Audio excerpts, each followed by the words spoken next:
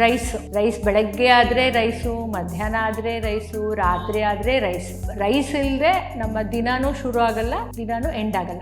ಈ ರೈಸಿಂದ ಡಯಾಬಿಟಿಸ್ ಅಲ್ಲದೆ ಒಬೆಸಿಟಿಗೂ ಪ್ರಾಬ್ಲಮ್ಮ ಅಥವಾ ಕೊಲೆಸ್ಟ್ರಾಲ್ ಇರೋಂಥವ್ರಿಗೂ ಪ್ರಾಬ್ಲಮ್ಮ. ಯಾವ ಥರ ರೈಸ್ ತಿಂದರೆ ಅಳವಡಿಸ್ಕೊಂಡ್ರೆ ನಮಗೆ ಉತ್ತಮವಾದ ಒಂದು ಆರೋಗ್ಯವನ್ನು ಪಡ್ಕೋಬಹುದು. ನಮಗೆ ಮಾರ್ಕೆಟಲ್ಲಿ ಸಾಕಷ್ಟು ರೈಸ್ಗಳು ಸಿಗುತ್ತೆ. Basmati rice, red rice, brown rice, black rice. So ಈ ಎಲ್ಲ ರೈಸ್ಗಳಲ್ಲಿ ಡಯಾಬಿಟಿಸ್ ಪರ್ಟಿಕ್ಯುಲರ್ ಆಗಿ ಮತ್ತೆ ಆರೋಗ್ಯವಾಗಿ ಒಬೆಸಿಟಿ ಇಲ್ಲದೆ ಮಾಡ್ಕೋಬೇಕಾದ್ರೆ ಎಷ್ಟು ಪ್ರಮಾಣದಲ್ಲಿ ಈ ರೈಸ್ನ ನಾವು ಎಲ್ಲಿ ಬಳಸ್ಬೋದು ಅನ್ನೋದು. ಇದು ನಮ್ಮ ಇಂಡಿಯಾನಲ್ಲಿ ರಿಸರ್ಚ್ ಮಾಡಿ ಅದನ್ನ ಫೈಬರ್ ಕಂಟೆಂಟ್ ಜಾಸ್ತಿ ಮಾಡಿ, ಪ್ರೋಟೀನ್ ನ ಫೋರ್ಟಿಫಿಕೇಶನ್ ಮಾಡಿ, ಡಯಾಬಿಟಿಸ್ಗೆ ಬೇಕಾಗಿರುವಂತಹ ಕ್ರೋಮಿಯಂ ಆಗಲಿ, ಜಿಂಕ್ ಆಗಲಿ, ಇದನ್ನೆಲ್ಲ ಹೆಚ್ಚು ಅಂಶ ಮಾಡಿ ಪ್ರೂವ್ ಮಾಡಿ ಲ್ಯಾಬ್ ಅಲ್ಲಿ ಟೆಸ್ಟ್ ಮಾಡಿ ಬಂದಿರುವಂತಹ ರೈಸು.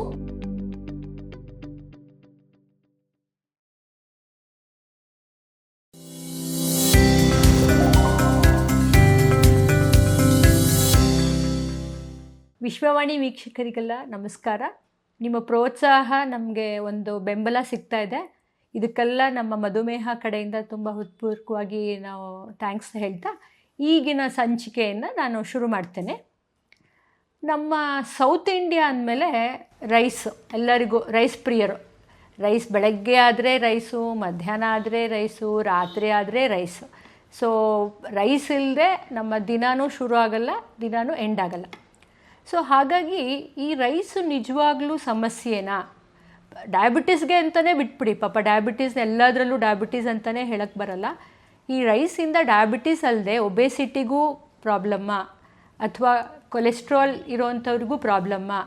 ಯಾವ ಥರ ರೈಸ್ ತಿಂದರೆ ಅಳವಡಿಸ್ಕೊಂಡ್ರೆ ನಮಗೆ ಉತ್ತಮವಾದ ಒಂದು ಆರೋಗ್ಯವನ್ನು ಪಡ್ಕೋಬೋದು ಅನ್ನೋ ಒಂದು ಸಣ್ಣ ವಿಶ್ಲೇಷಣೆಯನ್ನು ನಾವು ಈ ಒಂದು ಸಂಚಿಕೆಯಲ್ಲಿ ತಿಳ್ಕೊಳ್ಳೋಣ.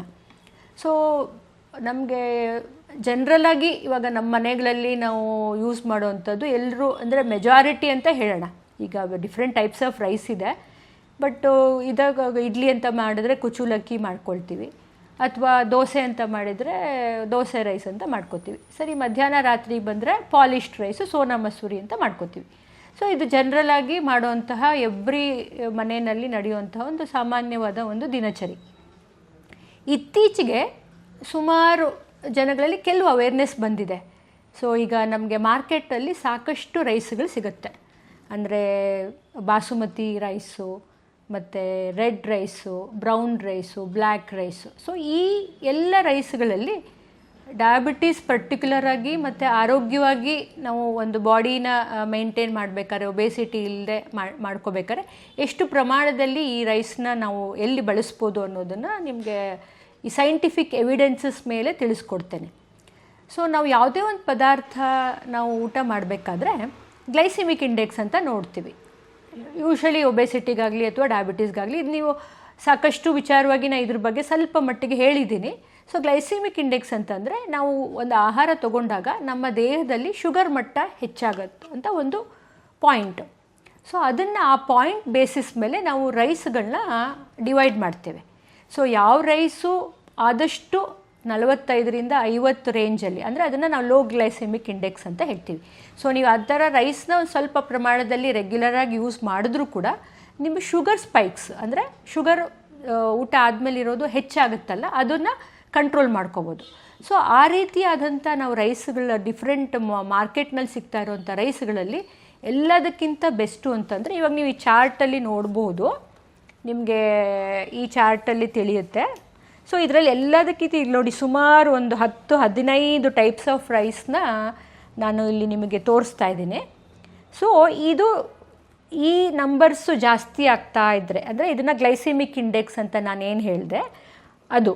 ಈ ಗ್ಲೈಸೆಮಿಕ್ ಇಂಡೆಕ್ಸ್ ಜಾಸ್ತಿ ಆಗ್ತಾ ಇದ್ದಷ್ಟು ಏನಾಗುತ್ತೆ, ರೈಸ್ನಲ್ಲಿರುವಂಥ ಶುಗರ್ ವ್ಯಾಲ್ಯೂ ನಮ್ಮ ದೇಹಕ್ಕೆ ಜೀರ್ಣ ಆದಮೇಲೆ ಆ್ಯಡ್ ಆಗ್ತಾ ಹೋಗುತ್ತೆ. ಸೊ ಹಾಗಾಗಿ ಆದಷ್ಟು ನಮಗೆ ಗ್ಲೈಸೆಮಿಕ್ ಇಂಡೆಕ್ಸ್ ಕಮ್ಮಿ ಇರುವಂತಹ ರೈಸ್ ತೊಗೊಳ್ಳೋದ್ರಿಂದ ನಿಮಗೆ ಶುಗರು ಕಂಟ್ರೋಲ್ ಆಗುತ್ತೆ, ಈ ಕೊಲೆಸ್ಟ್ರಾಲ್ ಪ್ರಾಬ್ಲಮ್ಮು ಒಳ್ಳೆಯದಾಗುತ್ತೆ, BP ಕಂಟ್ರೋಲ್ ಆಗುತ್ತೆ, ಮತ್ತು ಎಲ್ಲದಕ್ಕಿಂತ ನಿಮ್ಮ ತೂಕನ ಕಂಟ್ರೋಲ್ ಮಾಡ್ಕೋಬೋದು. ಸೊ ಈ ಲಿಸ್ಟಲ್ಲಿ ನೋಡಿದ್ರೆ 35, ಅಂದರೆ this is the lowest glycaemic index ಇರುವಂತಹ ರೈಸು. ನಾವು ಇದನ್ನು ವೈಲ್ಡ್ ರೈಸ್ ಅಂತ ಹೇಳ್ತೀವಿ, ಅಥವಾ ಬ್ಲ್ಯಾಕ್ ರೈಸ್. ಮೇಡಮ್ ಇದು ನಮಗೆ ಜೀರ್ಣ ಆಗಲ್ಲ, ತೊಗೊಂಡ್ರೆ ಏನೋ ಒಂಥರ ನೋಡೋಕ್ಕೆ ಒಂಥರ ಆಗುತ್ತೆ ಅಂತ ಹೇಳ್ಬೋದು. ಅದು ಸಹಜವಾಗಿ ಕೇಳೋವಂತಹ ಪ್ರಶ್ನೆ. ಸೊ ಇದನ್ನು ಎಲ್ಲೆಲ್ಲಿ ಯಾವ ರೀತಿ ಬಳಸ್ಬೋದು ಅಂತ ಒಂದು ಟಿಪ್ಸಲ್ಲಿ ಹೇಳ್ಕೊಡ್ತೀನಿ.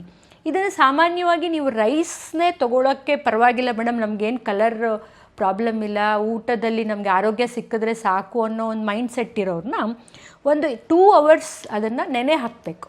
ಆ ನೆನೆ ಹಾಕೋರಿದ್ರೆ ಅದರಲ್ಲಿ ಕೆಲವು ಫೈಟೇಟ್ಸ್ ಅಂತ ಇರುತ್ತೆ, ಅದು ಕಡಿಮೆ ಆಗಿ ಅದರಲ್ಲಿರುವಂಥ ಬೇರೆ ಪೌಷ್ಟಿಕಾಂಶಗಳು ನಮಗೆ ದೇಹಕ್ಕೆ ಸಿಗುತ್ತೆ. ಸೊ ಅದನ್ನು ಒಂದು 2 hours ಚೆನ್ನಾಗಿ ನೀರಿನಲ್ಲಿ ನೆನೆ ಹಾಕಿಬಿಟ್ಟು ಅದನ್ನು ಮಾಮೂಲಿ ನೀವು 1:2 ರೈಸ್ ಹಾಕ್ತೀವಲ್ಲ, ಅಂದರೆ 1 ಕಪ್ ರೈಸ್ಗೆ 2 ಕಪ್ನಷ್ಟು ನೀರು ಹಾಕಿ ನಾವು ಬೇರೆ ಎಲ್ಲ ರೈಸ್ ಯೂಸ್ ಮಾಡ್ತೀವಲ್ಲ ಆ ರೀತಿನೇ ಅದನ್ನು ಕುಕ್ ಮಾಡಿಕೊಂಡು ಸಾಂಬಾರು, ಪಲ್ಯ ಮತ್ತು ಕರಡು ಅಂದರೆ ಮೊಸರು ಜೊತೆಗೆ ಊಟ ಮಾಡೋಕ್ಕೆ ಇಷ್ಟಪಡೋರು ಮಾಡ್ಕೋಬೋದು.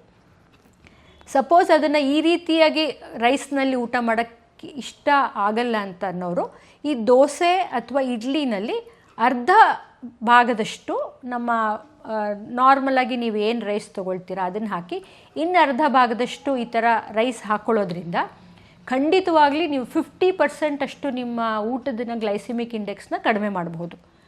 ಸೊ ಆ ಥರ ಒಂದು ಮಾಡ್ಕೋಬೋದು. ಕೆಲವರು ಸಾಮಾನ್ಯವಾಗಿ ಈ ಗಂಜಿ ತೊಗೊಳ್ಳೋವಂಥ ಅಭ್ಯಾಸ ಇರುತ್ತೆ. ಈ ಕೇರಳ ಕಡೆಯವರಾಗಲಿ ಅಥವಾ ತಮಿಳ್ನಾಡು ಕೆಲವರು ಇದರಲ್ಲಿ ಗಂಜಿ ತೊಗೊಳ್ತಾರೆ. ಸೊ ಆ ಥರನೂ ನೀವು ಗಂಜಿ ಫಾರ್ಮಲ್ಲಿ ತೊಗೊಳ್ಬಹುದು. ಅದು ತೊಗೊಳ್ಬೇಕಾದ್ರೆ ಸ್ವಲ್ಪ ತರಕಾರಿನ ಅದನ್ನು ಹಾಕ್ಕೊಂಡು, ತರಕಾರಿ ಅಥವಾ ಈ ಬಟಾಣಿ ಆ ಥರ ಎಲ್ಲ ಹೇಳ್ತೀವಲ್ಲ ಕಾಳುಗಳು, ಆ ಥರ ಹಾಕ್ಕೊಂಡು ನೀವು ಅದನ್ನು ಗಂಜಿ ಟೈಮ್ ಅಥವಾ ಒಂಥರ ಈ ಸೆಮಿ ಸಾಲಿಡ್ ಅಂತ ಹೇಳ್ತೀವಿ ಮಕ್ಕಳಿಗೆ ನಾವು ಕೊಡ್ತೀವಲ್ಲ ಆ ಥರ ಆದರೂ ಬಳಸ್ಬೋದು, ಅನ್ನನೇ ಡೈರೆಕ್ಟಾಗಿ ಮಾಡದೇ ಇರೋವಂಥವ್ರು. ಈ ನೆಕ್ಸ್ಟು ಎಗೇನ್ ನಿಮಗೆ ಯಾವುದೇ ಥರ ರೈಸ್ ತೊಗೊಂಡ್ರೂ ಆ ಪೋರ್ಷನ್ ಮಾತ್ರ ನೀವು ಮರಿಲೇಬಾರ್ದು. ಇದು ವೈಲ್ಡ್ ರೈಸು, ಬ್ಲ್ಯಾಕ್ ರೈಸ್ ಹೇಳಿದ್ದಾರೆ ಮೇಡಮು, ಎಷ್ಟು ಬೇಕಾದ್ರೂ 2 ಕಪ್ ತೊಗೋಬೋದು ಅನ್ನೋದನ್ನು ನೀವು ಅದನ್ನು ತಲೆಯಿಂದ ತೆಗೆದುಬಿಡ್ಬೇಕು. ಪರ್ಟಿಕ್ಯುಲರಾಗಿ ಡಯಾಬಿಟಿಸ್ ಕಂಟ್ರೋಲ್ ಮಾಡಿ ಸ್ಟ್ರಿಕ್ಟಾಗಿ ಮಾಡೋರು portion size is very very important ನಮಗೆ ಯಾವುದೇ ಫುಡ್ಡಲ್ಲೂ. ಅದನ್ನು ಮೈಂಡಿಗೆ ಫಿಕ್ಸ್ ಮಾಡ್ಕೊಂಬಿಡಿ. ಅದಕ್ಕಿಂತ ನೆಕ್ಸ್ಟು ಬೆಟರ್ ರೈಸು ಅಂದರೆ ಇಲ್ಲಿ ವೈಲ್ಡ್ ರೈಸ್ ಅಂತ ಹೇಳ್ತೀವಿ. ಇದಕ್ಕಿಂತ ಇನ್ನು ಸ್ವಲ್ಪ ಅದು ಕೆಂಪಾಗಿರುತ್ತೆ, ಇದು ಫುಲ್ ಬ್ಲ್ಯಾಕ್ ಇರುತ್ತೆ, ಇದು ಒಂದು ಸ್ವಲ್ಪ ಕೆಂಪು ಮಿಕ್ಸ್ಡ್ ಬ್ರೌನ್ ಥರ ಇರುತ್ತೆ. ಅದು ನಿಮಗೆ 45% ಅಂದರೆ ಗ್ಲೈಸಿಮಿಕ್ ಇಂಡೆಕ್ಸು 45 ಇರುತ್ತೆ. ಸೊ ಅದು ಕೂಡ ನಿಮಗೆ ಬೆಟರ್. ಅಪ್ ಟು 55 ಇರೋವಂಥ ಗ್ಲೈಸಿಮಿಕ್ ಇಂಡೆಕ್ಸ್ ಇರೋವಂಥ ಯಾವುದೇ ಫುಡ್ ಆದ್ರೂ ಅದನ್ನು ಡಯಾಬಿಟಿಕ್ ಫ್ರೆಂಡ್ಲಿ ಅಂತಲೇ ಹೇಳ್ತೀವಿ. ಸೊ ಅದಕ್ಕೂ ಬೆಟರ್ ಅಂದರೆ ನೆಕ್ಸ್ಟು ನೀವು ನೋಡ್ಕೋಬೋದು ಬ್ರೌನ್ ರೈಸ್ ಅಂತ. ಸೊ ಈ ಎಲ್ಲ ರೈಸ್ಗಳು ನಾನು ಅಪಾರ್ಟ್ ಫ್ರಮ್ ವೈಟ್ ರೈಸ್ ನಾನು ಏನು ಯಾವುದು ಬೇರೆ ಯಾವ ರೈಸ್ ಹೇಳ್ತಾ ಇದ್ದೀನಿ ಎಲ್ಲನೂ ಮೆಥಡ್ ಆಫ್ ಕುಕ್ಕಿಂಗು ಸೇಮ್ ಇರುತ್ತೆ. ನೀರನ್ನ ಚೆನ್ನಾಗಿ ನೆನೆಸ್ಬಿಟ್ಟು ಒಂದು 2 hours ಆಮೇಲೆ ಕುಕ್ ಮಾಡೋದ್ರಿಂದ ಅದು ಸ್ವಲ್ಪ ಸಾಫ್ಟ್ ಆಗುತ್ತೆ. ಬ್ರೌನ್ ರೈಸು ಸಾಧಾರಣವಾಗಿ ಸುಮಾರು ಜನ ಬ್ರೌನ್ ರೈಸ್ನ ಇವಾಗ ಅಭ್ಯಾಸ ಮಾಡ್ಕೊಂಬಿಟ್ಟಿದ್ದೀರಾ. ಅದನ್ನು ನೀವು ನಿಮ್ಮ ಬೇರೆ ದೋಸೆ ಇಡ್ಲಿನಲ್ಲಿ ಕೂಡ ಅಳವಡಿಸ್ಕೊಳ್ಳೋಕ್ಕೆ ಮಾಡ್ಕೋಬೋದು. ಸಪೋಸ್ ರೈಸ್ ಇಷ್ಟ ಇಲ್ಲ, ತಿನ್ನೋಕ್ಕೆ ಕಷ್ಟ ಆಗುತ್ತೆ ಮೇಡಮ್ ಅನ್ನೋರು. ಸೊ ಯಾಕಂದರೆ ರುಬ್ಬಿಟ್ರೆ ಅದರದ್ದು ನಿಮಗೆ ಏನೂ ಡಿಫ್ರೆನ್ಸ್ ಗೊತ್ತಾಗಲ್ಲ. ಸೊ ಅದಕ್ಕಿಂತ ನೆಕ್ಸ್ಟ್ ಬೆಟರ್ ಅಂತಂದರೆ ನಾವು ರೆಡ್ ರೈಸ್ ಅಂತ ಹೇಳ್ತೀವಿ. ಫಸ್ಟು ನಾನೇನು ಹೇಳಿದೆ, ವೈಲ್ಡ್ ರೈಸ್ ಹೇಳಿದೆ, ಆಮೇಲೆ ನೆಕ್ಸ್ಟು ಬ್ಲ್ಯಾಕ್ ಆದಮೇಲೆ white rice, next brown, next red rice ಹೇಳಿದ್ದೀನಿ. ಅದಕ್ಕೂ ನೆಕ್ಸ್ಟ್ ಅಂತಂದರೆ ನಮಗೆ ಈ ಲಾಂಗ್ ಗ್ರೈನ್ ಅಂತ ಹೇಳ್ತೀವಿ, ಅಂದರೆ ಬಾಸುಮತಿ. ನೀವು ವೈಟ್ ಬಾಸುಮತಿನ ನಾವು ಜನ್ರಲಾಗಿ ಪಲಾವ್ಗಳಿಗೆ ಅಥವಾ ಬಿರಿಯಾನಿಗಳಿಗೆ ಯೂಸ್ ಮಾಡ್ತೀವಿ. ನೀವು ನಾರ್ಮಲಾಗಿ ಅದರಲ್ಲೂ ಅನ್ಪಾಲಿಶ್ಡು ಬಾಸುಮತಿ ರೈಸೇ ಸಿಗುತ್ತೆ. ಅದನ್ನು ಬೇಕಾದ್ರೆ ನೀವು ರೆಗ್ಯುಲರಾಗಿ ರೈಸ್ ಥರನೇ ಊಟ ಮಾಡೋದ್ರಿಂದ it is much better than ನಮ್ಮ ಪಾಲಿಶ್ಡು ಸೋನಾ ಮಸೂರಿ ರೈಸ್ಗಿಂತ ಇದು ಪರವಾಗಿಲ್ಲ. ಅಂದರೆ ಗ್ಲೈಸಿಮಿಕ್ ಇಂಡೆಕ್ಸ್ ಕಂಪೇರ್ ಮಾಡಿಕೊಂಡ್ರೆ ಅದು 50ರಿಂದ 55ಕ್ಕೆ ಹೋಗುತ್ತೆ. ಸೊ ನೆಕ್ಸ್ಟು ನಾವು ನೋಡಬೇಕಂತಂದರೆ ಈ ಲಾಂಗ್ ಗ್ರೈನ್ ರೈಸ್ ಅಂತ ಬರುತ್ತೆ. ಅದು ಅಂದರೆ ಸ್ವಲ್ಪ ಉದ್ದನೇ ರೈಸು. ಇದು ಬಿಟ್ಟು ನಮಗೆ ರಾಜ್ಮುಡಿ ರೈಸು ಮತ್ತು ಕೇರಳದು ಮಟ್ಟ ರೈಸ್ ಅಂತ ಕೂಡ ಸಿಗುತ್ತೆ. ಈ ಲಿಸ್ಟಲ್ಲಿ ಅದು ಆ್ಯಡ್ ಆಗಿಲ್ಲ, ಬಟ್ ಜನರಲಾಗಿ ಮಟ್ಟ ಕೇರಳ ರೈಸ್ ಅಂತ ಸಿಗುತ್ತೆ. ಅದು ಅಷ್ಟೇ ಗ್ಲೈಸಿಮಿಕ್ ಇಂಡೆಕ್ಸು ಬಿಟ್ವೀನ್ 50 and 55 ಇರುತ್ತೆ. ಖಂಡಿತವಾಗಲಿ ಅದನ್ನು ನಾರ್ಮಲಿಗೆ ನೀವು ಅಕಸ್ಮಾತು ರೈಸ್ ಈಟರ್ಸೇ 2 ಹೊತ್ತು ನೀವು ಈ ಥರ ಗ್ಲೈಸಿಮಿಕ್ ಇಂಡೆಕ್ಸ್ ಕಡಿಮೆ ಇರುವಂತಹ ರೈಸ್ಗಳನ್ನ ನೀವು 2 ಹೊತ್ತು ಊಟ ಮಾಡಿದರೂ ಶುಗರ್ ಫ್ಲಕ್ಚುಯೇಷನ್ಸು ತುಂಬ ಆಗಲ್ಲ. ರಾತ್ರಿ ಚಪಾತಿನೇ ತಿನ್ನಬೇಕು ಮತ್ತು ಅಥವಾ ಮುದ್ದೆನೇ ತಿನ್ನಬೇಕು ಅಂತ ಏನಿರಲ್ಲ. ರೈಸ್ ಇಷ್ಟ ಇರೋರು ಈ ಥರ ರೆಡ್ ರೈಸ್ ಆಗಲಿ ಬ್ರೌನ್ ರೈಸ್ ಆಗಲಿ ಪೋರ್ಷನ್ ಕಂಟ್ರೋಲ್ ಮಾಡಿಕೊಂಡು ಮಧ್ಯಾಹ್ನ ಅಥವಾ ರಾತ್ರಿ 2 ಹೊತ್ತು ತೊಗೋಬೋದು, ತೊಂದರೆ ಇಲ್ಲ. ಬಟ್ ಪೋರ್ಷನ್ನ ನೀವು ಕಂಟ್ರೋಲ್ ಮಾಡ್ಕೋಬೇಕಾಗತ್ತೆ. ಇವಾಗ ನೀವು ಎಲ್ಲದಕ್ಕಿಂತ ಈ ವೈಟ್ ರೈಸ್ ನೋಡಿ 70 to 78% ಇರುತ್ತೆ. ಅದು ಫುಲ್ ಪಾಲಿಷ್ ಆಗಿರೋವಂಥ ರೈಸು. ಖಂಡಿತವಾಗ್ಲೂ ಆದಷ್ಟು ಈ ಥರ ಹೈ ಗ್ಲೈಸಿಮಿಕ್ ಇಂಡೆಕ್ಸ್ ಇರೋವಂಥ ರೈಸ್ನ ದಿನನಿತ್ಯದಲ್ಲಿ ನೀವು ಆದಷ್ಟು ಬಳಸಬೇಡಿ. ಏನೋ ನಿಮಗೆ ಅಂತ ಇಷ್ಟ ಆಗಿರೋವಂಥ ಕೆಲವು ಡಿಶಸ್ಸು, ಇವಾಗ ಚಿತ್ರಾನ್ನ ಆ ಥರ ಯಾವಾಗಲಾದ್ರು ಮಾಡಿದಾಗ ರೇರಾಗಿ ಯೂಸ್ ಮಾಡಿ. ಬಟ್ ಟೋಟಲಾಗಿ ನಾನು ಹೇಳಬೇಕು ಅಂತಂದರೆ ಈ ಗ್ಲೈಸಿಮಿಕ್ ಇಂಡೆಕ್ಸ್ ಚಾರ್ಟ್ ಪ್ರಕಾರ ಯಾವ ರೈಸ್ ನಾನು ಇವಾಗ ಡಿಸ್ಕಸ್ ಮಾಡಿದ್ದೀನಿ ಆದಷ್ಟು ಅದನ್ನು ಸೆಲೆಕ್ಟ್ ಮಾಡ್ಕೊಳ್ಳಿ. ಇನ್ನೊಂದು ತುಂಬ ಸ್ಟಾರ್ಚಿಯಾಗಿರೋಂಥ ರೈಸ್, ಅದನ್ನು ನಾವು ಸ್ಟಿಕ್ಕಿ ರೈಸ್ ಅಂತ ಹೇಳ್ತೀವಿ.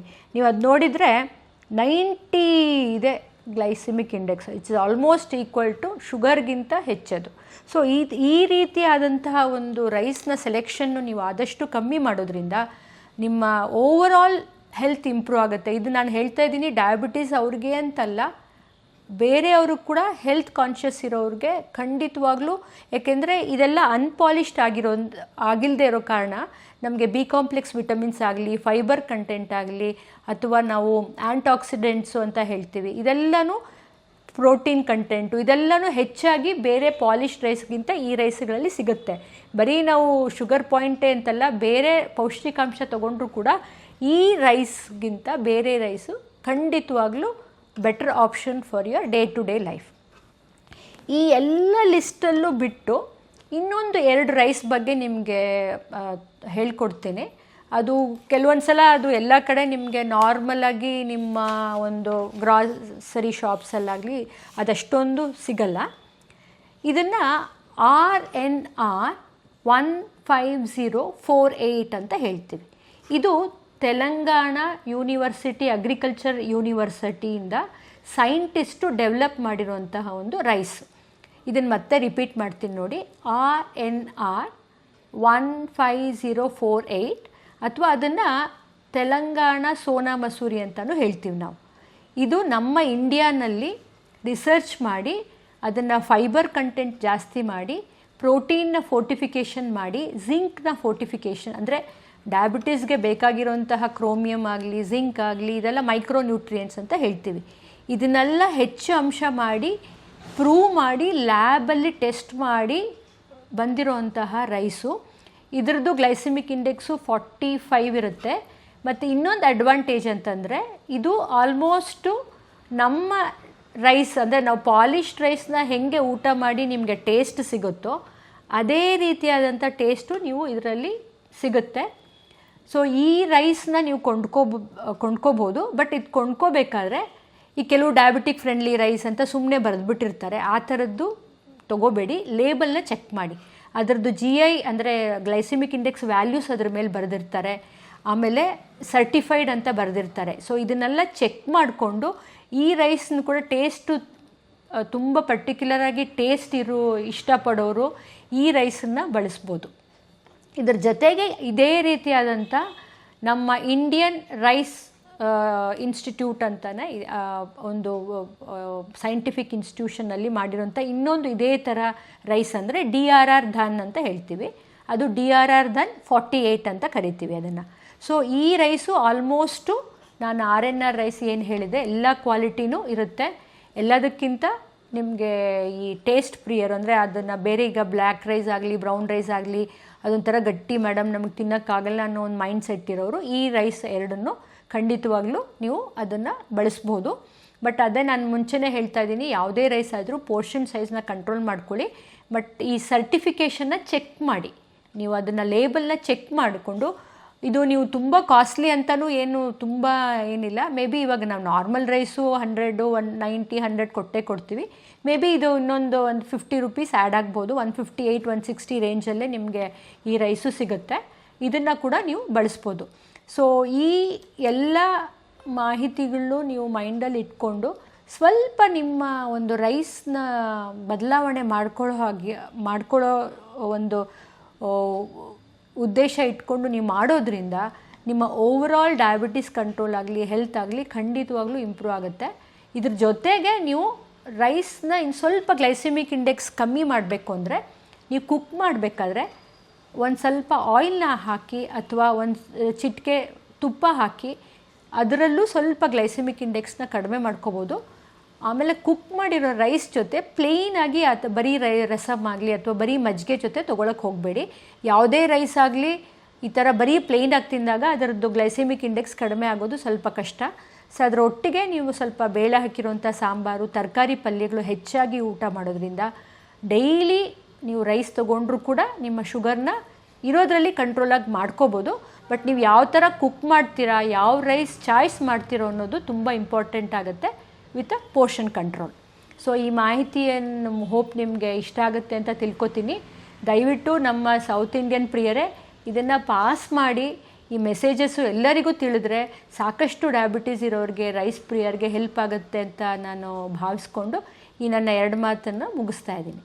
ಆರೋಗ್ಯ ಮಾಹಿತಿಯ ಇಂಥ ಮತ್ತಷ್ಟು ವಿಡಿಯೋಗಳಿಗಾಗಿ Vishwavani health YouTube channel subscribe ಮಾಡಿ.